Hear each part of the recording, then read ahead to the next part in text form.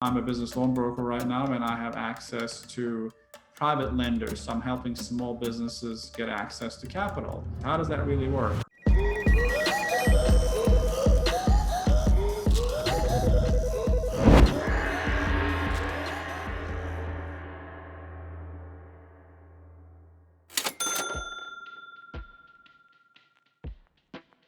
Right now, small businesses really have very limited access to capital because banks only approve one out of every 8, 9 deals. So me and the lenders that we're part of, we help businesses and startups get anywhere from $5,000 to $500,000. And then if they ask any further questions, then you can say, hey, we can provide for anywhere from 0% financing to really rapid financing within the first 2, 3 days. First thing is you need to understand, well, how much do you need? That's really important because you can't really help someone without understanding how much they need.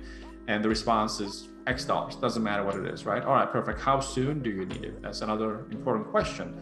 Well, I need it yesterday, or now we're planning this for like the next 30 days and all that stuff. Whatever the answer, again, it doesn't really matter. It does matter, but you're trying to build a case for this merchant right now. The first one is how much do you need? Second one is when do you need it by? The third one is why do you need it?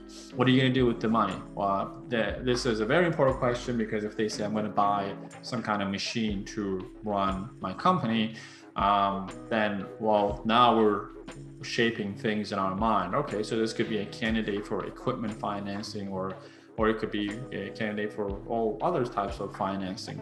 Okay, and the fourth question is what kind of business do you own? Like, as you can see, like these are very basic questions.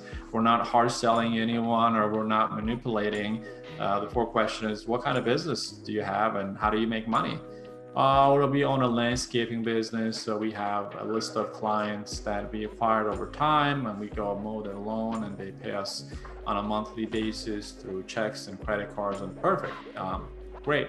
So all the revenue generated by the business goes through a business checking account, right? That's important because you're going to come across businesses, although they have a business on the surface level, but they don't really have a business bank account. Everything is either cash or just going through like a personal account. If that's the case, there's really not much you can do for that person because we need to be able to work with people who have a bank account, right? So that's important. So now we know that, yeah, of course, everything goes through a business bank account. All right, perfect. What's the average revenue your company generated in the past 4 months? Can you walk me through? Well, that's how we know if the company is in a decline, that's not necessarily a bad thing. We have options for that, right?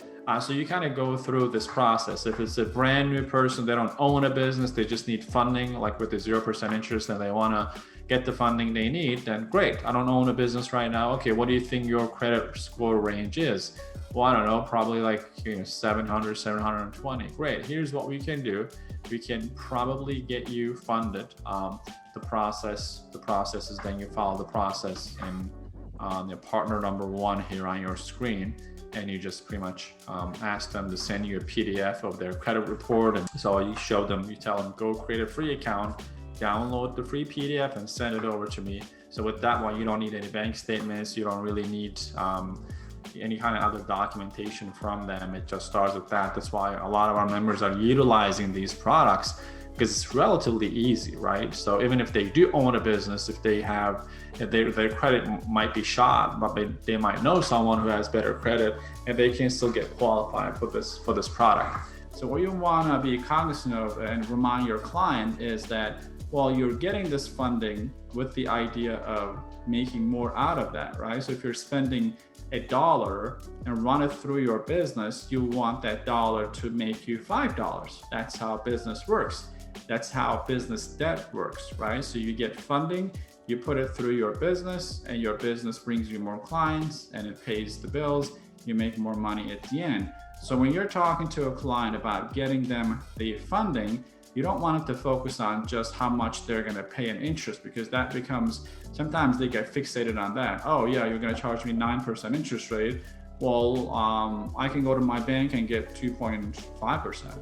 Well, then why don't you do it? Because you can't. The banks do not really lend money, right?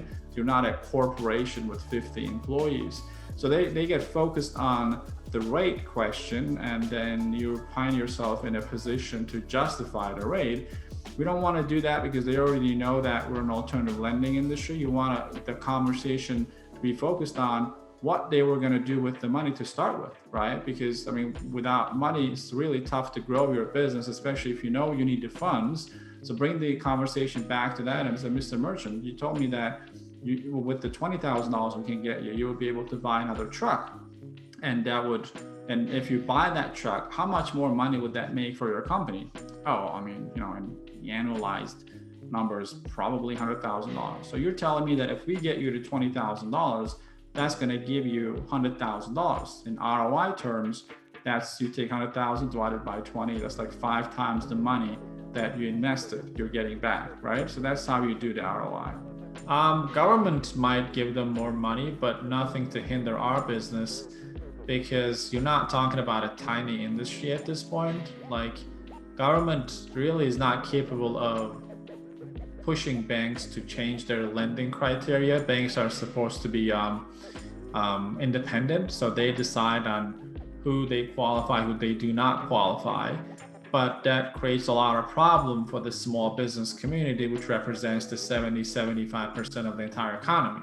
And some people in the government might want to do that, but it's almost close to being impossible to kind of, let's think about the worst case scenario, banning alternative lending, and the government wants everyone to go through the banks. Yeah, so the short answer is I don't foresee anything ever happening to our industry. If anything, it's been growing like massively, and we're barely scratching the surface, honestly. And our industry will be expanding to other countries too, because no one likes banks. The government doesn't like banks. Banks do not like banks. Customers do not like banks. It's just one of those necessary evil type of things. That's why peer-to-peer financing started. People started funding each other's businesses. Then alternative lending has been growing like crazy. More industries are being added to it. Like when I started alternative lending, there was only like merchant cash advance or maybe 1 or 2 products. Right now, there's a lot more. We don't have all the products here in the blueprint because that would be crazy. We only have the ones that are most profitable and those who have the shortest sales cycle, right? So we're kind of picky on that. But yeah, I don't foresee anything negative.